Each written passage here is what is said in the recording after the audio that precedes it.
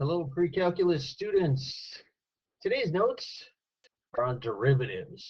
Now, next year when you take calculus, whether it's here at Oregon High School or at the university level, you'll spend probably the first half of the year talking about derivatives and the second half of the year talking about something called integrals.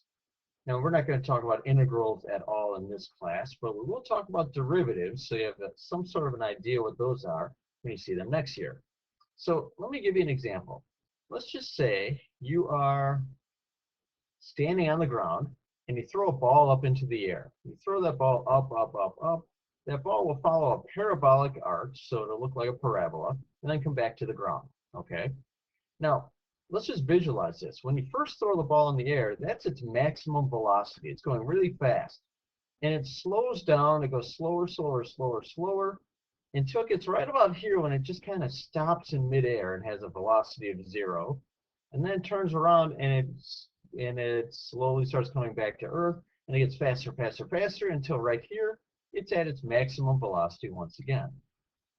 Now, if you were to draw a tangent line, a line that just touched that curve at one point right here, the slope of that line would tell the rate the graph is changing. It would tell the velocity of that ball at that point.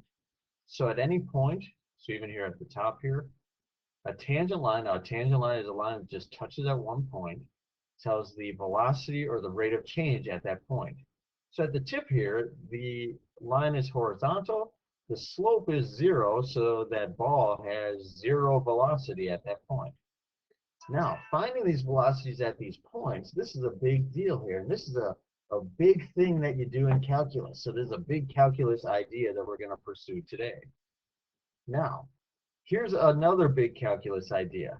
In algebra, you learned that to find the slope of a line, you need 2 points. You subtract the y's, subtract the x's, and find the slope. In calculus, we have to be able to figure out the slope of this line using just 1 point. You might say, this is impossible. Well, if you think algebraically, you're right. This is impossible. But if you think with calculus, it is possible to find the slope of a line with just 1 point. And let's talk about how to do that. Okay, so I'm just going to draw a set of axes and encourage you to do the same. And I'm going to draw another parabola. This one, though, I'm just going to make like a U shape. Okay. All right, and let's just pick a point on that parabola. And at that point, we can label our x-axis right here. So this is the x value at that point. And over here now, I could call this the y value, but I'm just going to call it f of x. So essentially, if you plug x into that function, this is the value you get, f of x. Okay? All right, I'm going to pick another point. And I'm going to call this point, let's just call this x plus h. Meaning, we are going h units to the right to get this new point. Now, on the y-axis, I can call this f of x plus h. Because again, we can plug x plus h into the function and find this value. Okay, now let's think algebraically. To find the slope of a line, if we were looking for a line connecting these 2 points, some line going up here, to find that slope, we would subtract the y's and then subtract the x's. Okay, so to find that slope, we can subtract our y values. So I can say f of x plus h minus f of x over. Subtract the x values. That gives me x plus h minus x. Okay, now there's something we can simplify in the bottom here. The x's we can subtract out. Careful, you can't do that on top. So we get that the slope of this line is equal to f of x plus h minus f of x all over h. Now here's the deal. That equation gives us the slope between these 2 points. I mentioned on the previous page, we want to be able to find the slope given just 1 point. Well, if you think about this, if I made h smaller, now these 2 points are closer together. If h was smaller, these 2 points are closer and closer and closer. So if h was really, really small, these points would be infinitely close. What if h didn't exist at all? Well, if there was no h, this line would be perfectly tangent at this point. Here's where calculus comes in. We can say the limit as h approaches 0, we can say as h gets infinitely small. So the limit of f of x plus h minus f of x all over h will give the slope at this one point. Okay? Now, this is hugely important. You're going to see this formula next year a ton in your calculus class. We're going to see it a little bit here in pre-calculus. So this is what's called the formula for the derivative of a function. Okay? And I might have that on the next, whoops, let's go back. So just a notation thing for you. If you ever see this, f prime of x equals, sorry about that, technical difficulties. I don't know what that's all about, sorry. Okay, so f prime of x means a derivative of f of x. And here's your formula for it. So if you wrote nothing down so far, write down this formula right here. Write down what's in that green box. We're going to use that for the rest of these notes. And anytime you're asked to find the slope of a line, or anytime you're asked to find a derivative, this is the formula you're going to use. And you're going to see this a ton next year in calculus. So let's put that formula to use. Okay, take a second to jot down this example.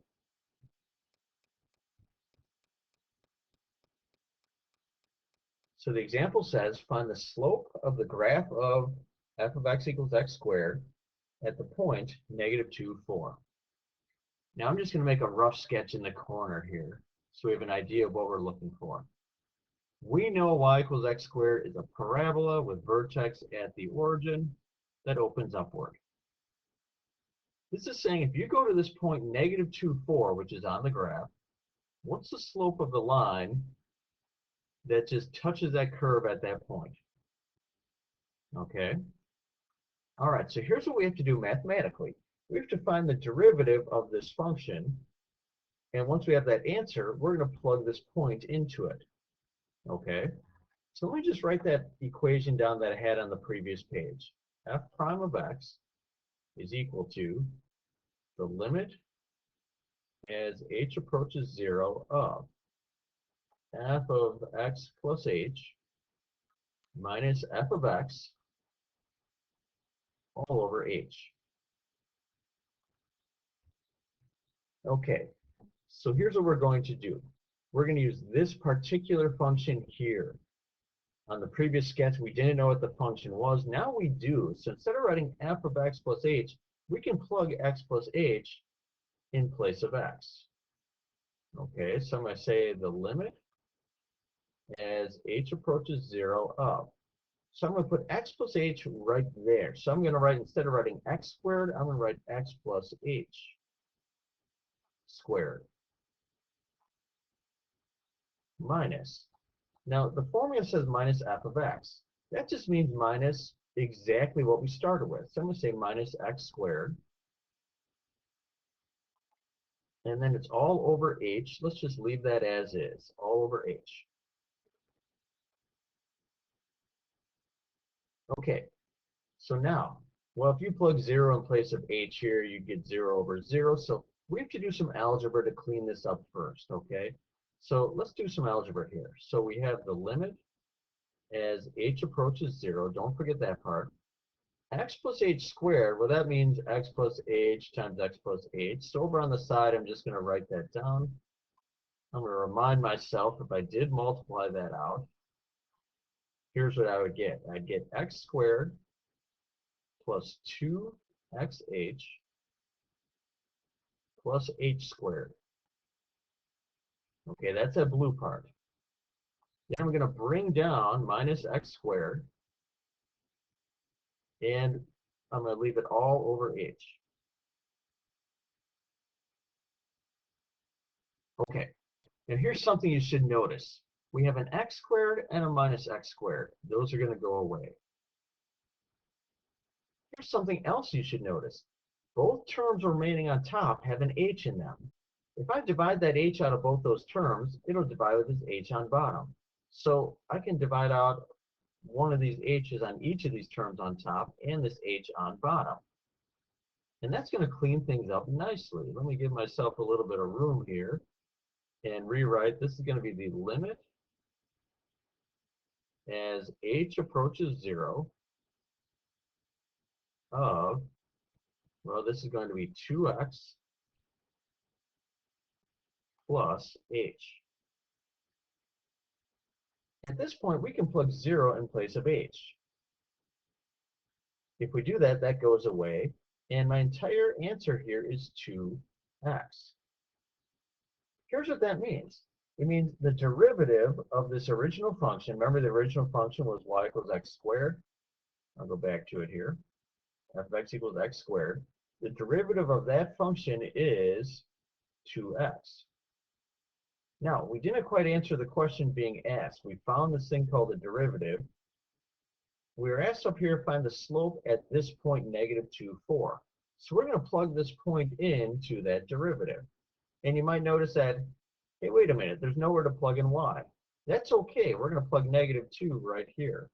So we're going to get a slope. All right, so let's try that again. Slope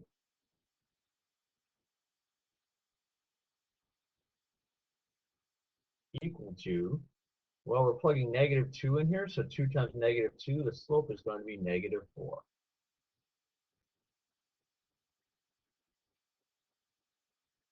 Okay, so just a review here. Review of what we did. First thing we did is we found the derivative of that function by using this new formula here. When we found that derivative, we took the original function squared minus the original function all over h. We put x plus h in here, squared minus the original all over h. Did some algebra to simplify.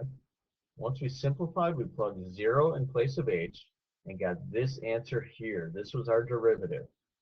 Once we found our derivative, we could plug our x value into that to find the slope at that point. Now, I'm going to put up a second example. If you know what you're doing from the first example, you have to do hardly any work from the second example. So let me read this for you. It says, find the slope of the graph of f of x equals x squared at the point 3, 9. Here's what you should notice.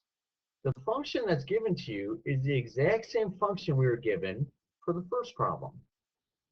Meaning, when you do all of that work and find that derivative, you're going to get, and I'll write it f prime of x equals, the derivative you're going to get is going to be the same thing you got on the previous page. So save yourself the trouble. Don't do all that work again because it's the same function, so it's going to have the same derivative.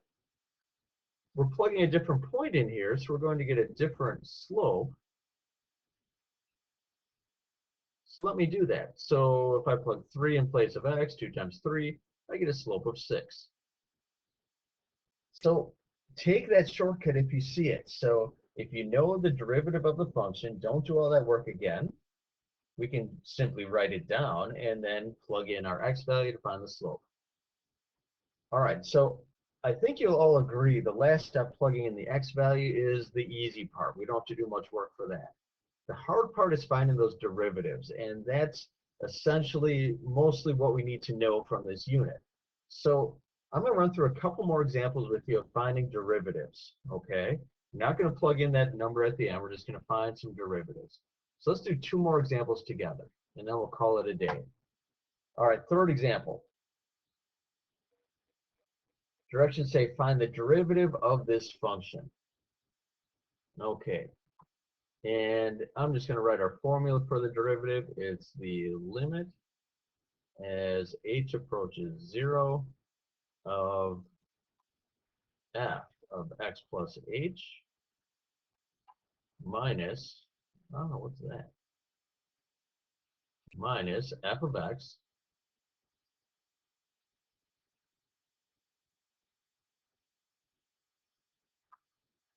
all over h. So first thing, let's plug everything into this formula and see what we get. So I'm just going to start by writing the limit as h approaches 0. We always start with that. Now we have here 4x squared minus 5x. Here's what we do for this first part. We always plug x plus h wherever we see an x. Okay, so when we see f of x plus h, that means plug x plus h into our function in place of x. So instead of writing 4x squared minus 5x, I'm going to write 4x plus h squared minus 5x plus h. Okay, that's this first part. Sorry about the technical difficulties. What is that all about? Not sure. Okay, it's gone. Second part says minus f of x. That means minus the original function.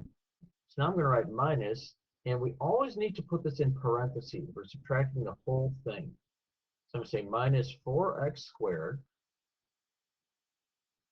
minus 5x.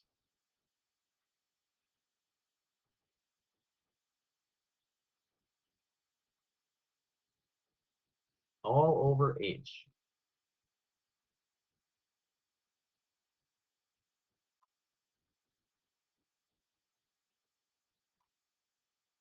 Okay, let's clean this up. So we're going to start with the limit as h approaches 0.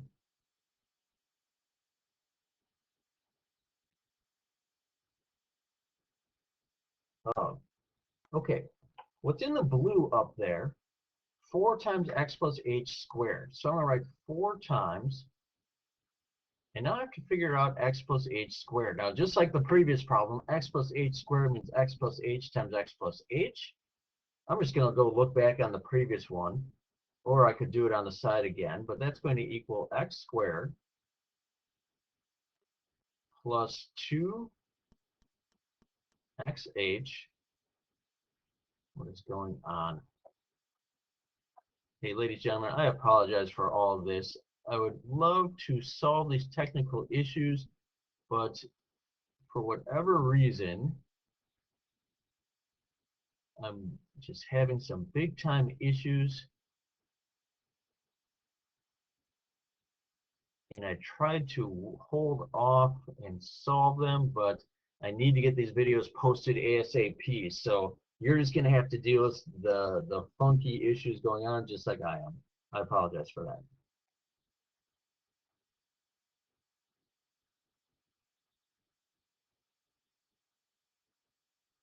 Okay, so cleaning this up.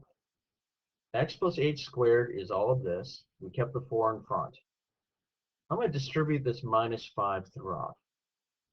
Okay, so that's going to give me minus 5x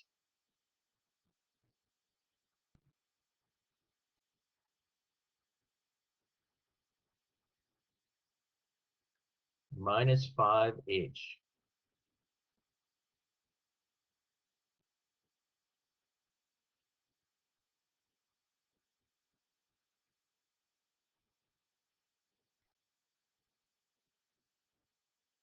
Okay, let's keep cleaning this up.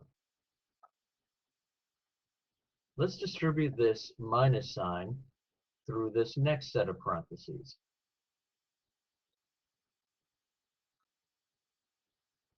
That's going to give us minus 4x squared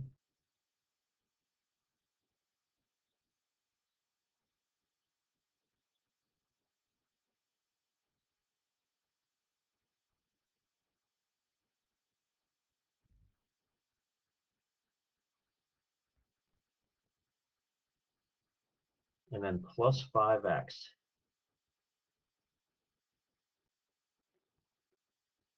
Now squeeze this over here on the edge. Sorry if it's kind of messy.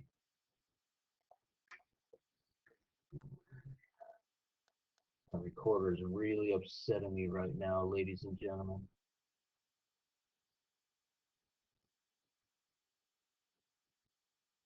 Okay, and last but not least, the whole thing is over h.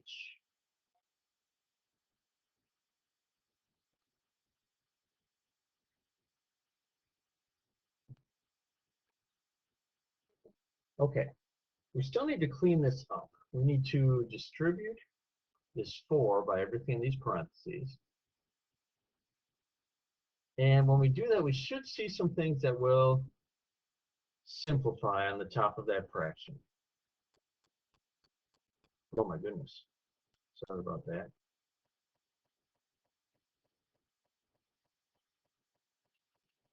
Okay, so let me try to distribute that. Okay, all right. Text magically appeared. Let's see if this works better.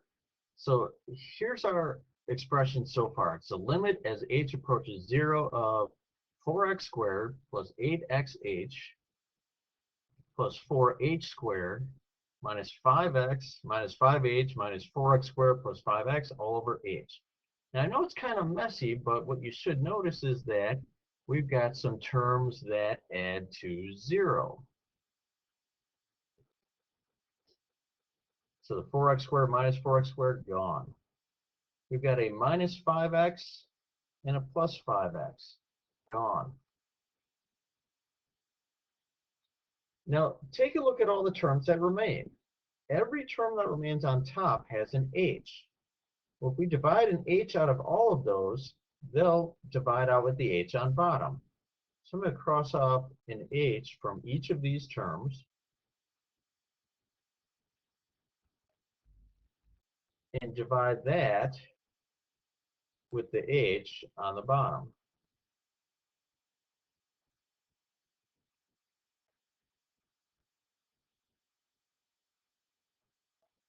Okay, I'm going to attempt to write down what's next.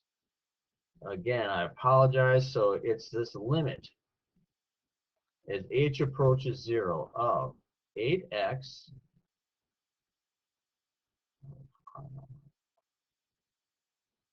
Okay, let's try to do this way. Let's wrap these notes up. This is driving me crazy.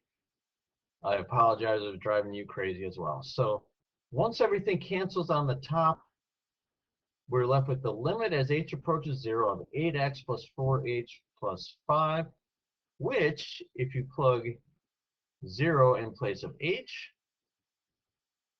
4 times 0 goes away. We're left with this answer here. And this is our derivative. So the derivative of that function equals this expression right here. Why did it do that? Oh, this is driving me nuts. Okay, we're going to skip example 4. I'm going to try to record a video that just shows one last example. So I'm going to post 2 different videos for this set of problems. The last video is going to show one last derivative example. Okay. Take care. Good luck with this. Adios, people.